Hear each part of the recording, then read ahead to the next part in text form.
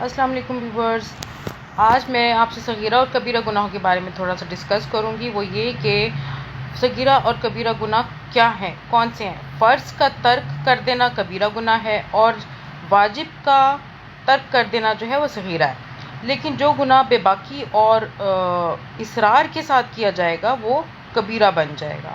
تو چھوٹے سے چھوٹے گناہ کو بھی چھوٹا نہیں سمجھنا چاہیے، وہ پھر بڑا بن جاتا ہے۔ تو یہ سلسلہ جاری رکھوں گی کہ کتنے کبیرہ گناہ ہیں، تقریباً 34 ہیں، ویسے تو بہت سارے ہیں، 34 ہیں۔ میں آپ کو بتاؤں گی کہ یہ کون کون سے ہیں۔